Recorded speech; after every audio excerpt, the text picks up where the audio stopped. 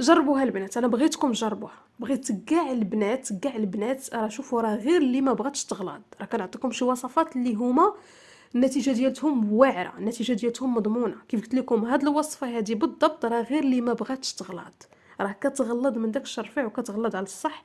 جربوها وغتشوفوا النتيجه ان شاء الله بنفسكم. هي وصفه غادي نقولوا لها وصفه ديال الغلط، وكيف قلت لكم البنات الضعافات كنأكد اي وحده ضعيفه غادي تجربها حتى نتيا اختي غتقولي عك بركه ما بقيتش باغا نزيد، غادي تغلاضي من داك الشرف. اهلا البنات، اهلا البوكوسات، كي دايرين؟ لاباس عليكم؟ اموركم هانيه؟ كي دايرين مع رمضان؟ ان شاء الله يا ربي تكونوا بصحه جيده وتكونوا في احسن الاحوال. اليوم غادي نشارك معكم واحد الوصفه من الوصفات اللي صراحه كتعطي واحد النتيجه زوينه. كيف كنقولوا هاد الوصفه هذه دقه بطله لكل وحده كتعاني من النحافه الشديده، كل وحده البنات ضعيفه بزاف تجرب هاد الوصفه هذه، راه مستحيل ما تغلطش. كتزيد في الوزن بواحد الشكل هو رائع جدا. هي وصفه مسمنه كيف قلت لكم، بالخصوص كتعطى البنات اللي ضعافات بزاف، اللي كيعانيو من النحافه الشديده، راها كترجع لكم الفورمه ديالكم من داك الشرفيع، كتعمر لكم الوجه، كتعمر الوداد، الصيقان، الحصول، كلك اختي من راسك لساسك غادي تعمرك، وزوينه بزاف وغير مكلفه، وكتعطي واحد النتيجه واعره. والله البنات الا النتيجه ديالها مضمونه ما عليكم الا تجربوها ان شاء الله وغادي تشوفوا النتيجه بنفسكم.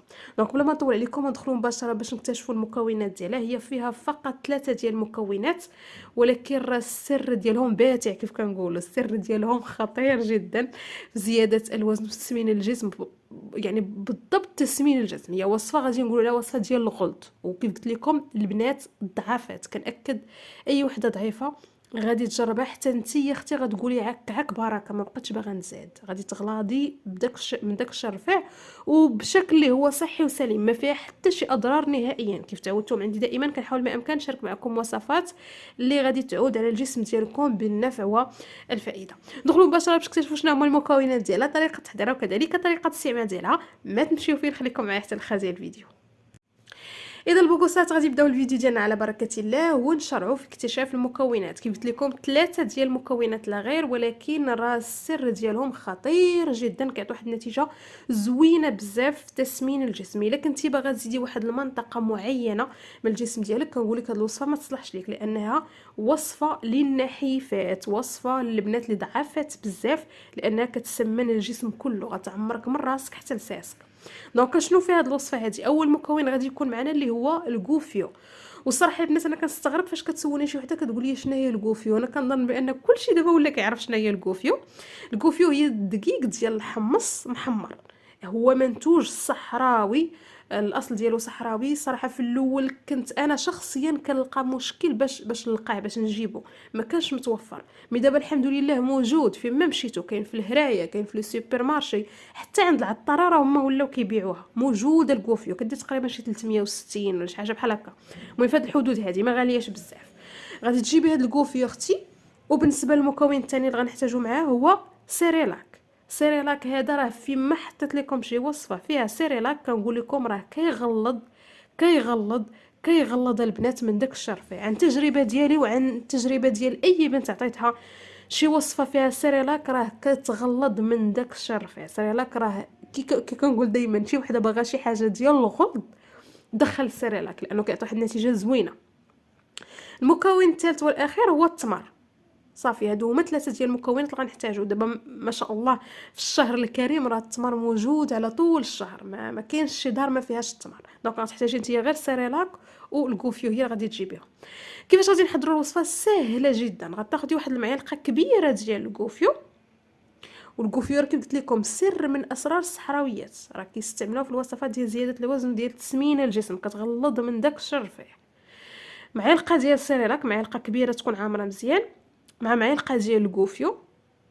غادي ديريهم في كاس ديال الحليب، وغتزيدي عليهم 7 ديال التمرات، 7 ديال التمرات بالضبط. تحيدوا لهم النواه ديالهم، زيدوا 7 ديال الحبات ديال التمر، وغطحنوا كلشي في المكسور.